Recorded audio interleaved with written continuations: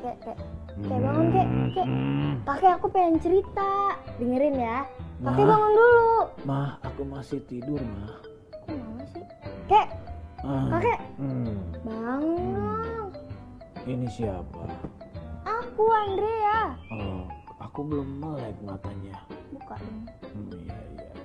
Andrea dari mana? Kek, tadi kan aku di sekolahan. Ada temen aku beli tas baru. Terus temen aku yang satunya lagi iri, pengen beli. Dia sombong ke orang-orang bilang gini, nanti aku pengen beli dong tas kayak si Rita.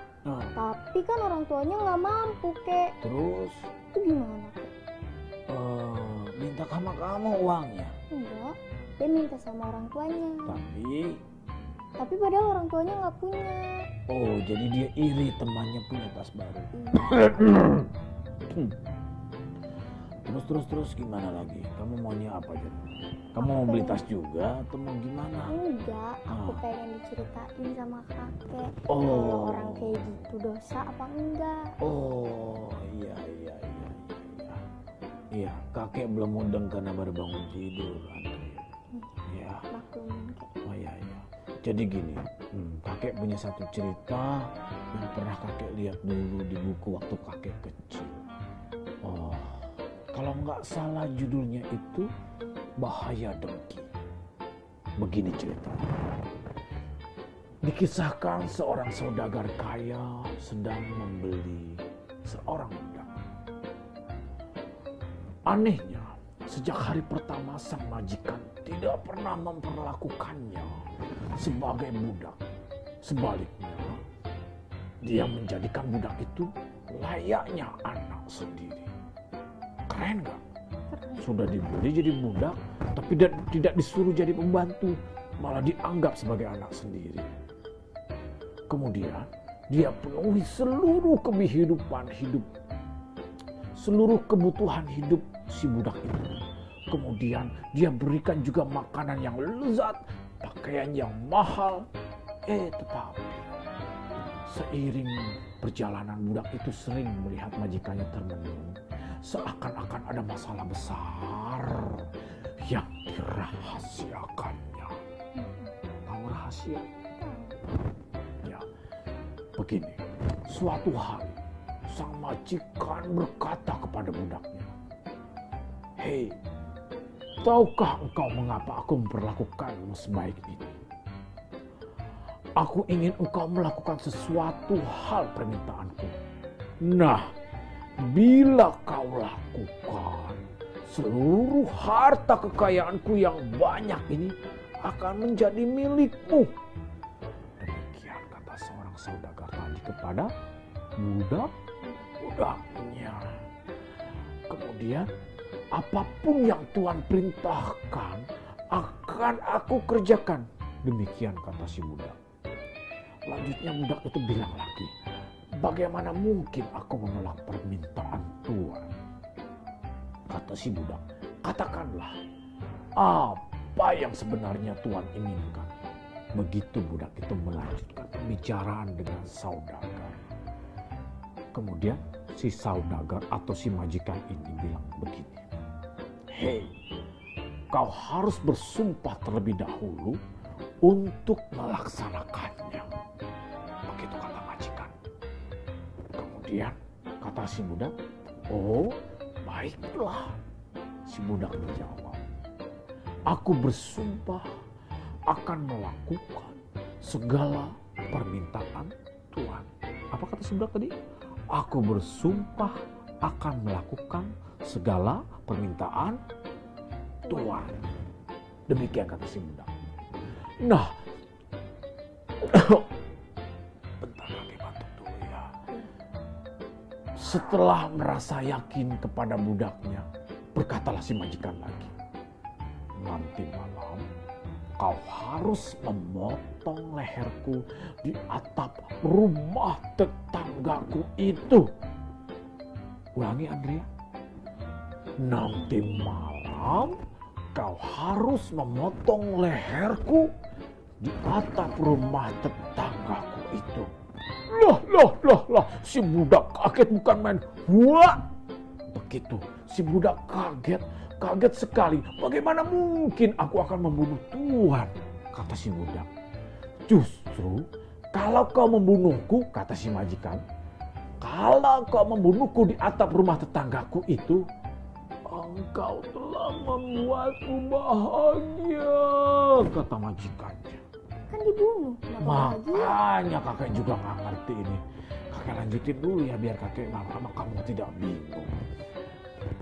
Kata budak, memangnya ada rahasia apa antara Tuhan dengan tetangga itu?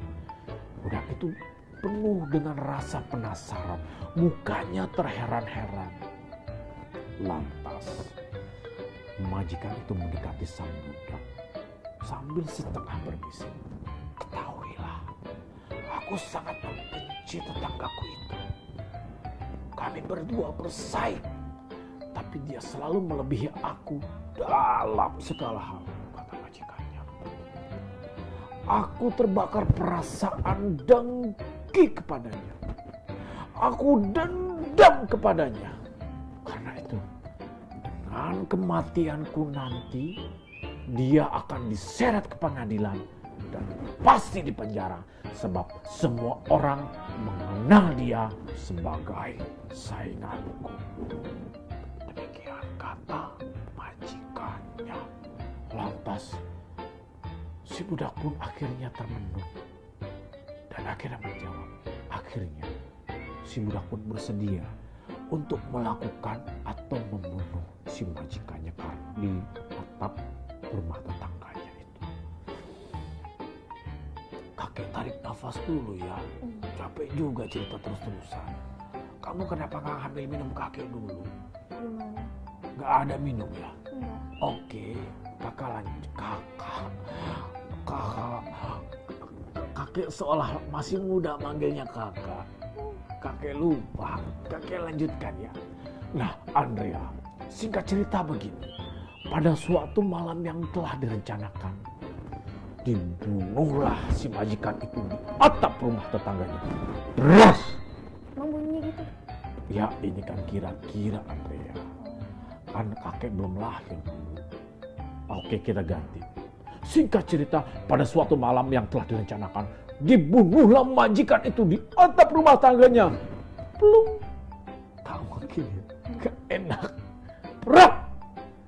Keesokan harinya, gegerlah masyarakat di daerah rumah sang majikan. Akibatnya tetangga itu dipenjara. Jadi keinginan si majikan itu terkabul bahwa tetangganya itu akhirnya dipenjara. Tapi Andrea, lama-kelamaan orang-orang kok menjadi ragu. Mengapa dia melakukan pembunuhan itu di rumahnya sendiri? Semua masyarakat bertanya-tanya. Keesokan harinya, hati nurani si budak tergugah. Lalu dia menghadap penguasa dan menjelaskan kejadian sebenarnya. Kejadian-kejadian yang dia alami kemarin itu yang sebenar-benarnya dia ceritakan kepada penguasa. Setelah memahami persoalannya, penguasa itu membebaskan keduanya, baik si tersangka maupun si budak. Begitulah Andrea, kalau kita dengki, iri karena kemampuan orang lain atau tetangga, maka akan muncul rayuan-rayuan syaitan untuk berbuat sesuatu, untuk berbuat banyak yang jelek dan kurang baik. Makanya bilangi sama teman kamu, kalau ada temannya membeli tas bagus, jangan iri. Sebaiknya beli aja tasnya yang baru lagi, supaya dua-duanya sama-sama punya tas. Begitu. Kenapa Andrea nggak komen? Komen dong cerita kakek. Kayaknya kakak nggak nyambung. Nggak nyambung ya, nyambungin aja, ya. Ya, kalau gitu hari sudah malam, waktunya kamu tidur dan jangan lupa baca doa tidur. Masih ingat doa tidur? Masih. Coba kakek mau dengar doa tidurnya apa? Bismillahirrahmanirrahim. Allahumma Kan aku beda bacanya. kamu gitu sih sama kakek. Sini kakek ajarin. doa mau tidur itu gak apa-apa Andrea. Lebih baik kamu salah tapi mencoba daripada merasa benar tapi belum mencoba. Ya, seperti kakek. Kakek yakin kakek ganteng, gak apa-apa. Yang penting kakek mencoba bilang. Begini doa mau tidur.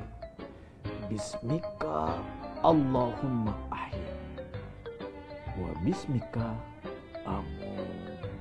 Ulangi. Bismika Allahumma ahya wa bismika amut. Amin. Sekarang Andrea berdoa ya. Kita salam dulu buat pemirsa. Assalamualaikum warahmatullahi wabarakatuh. wabarakatuh.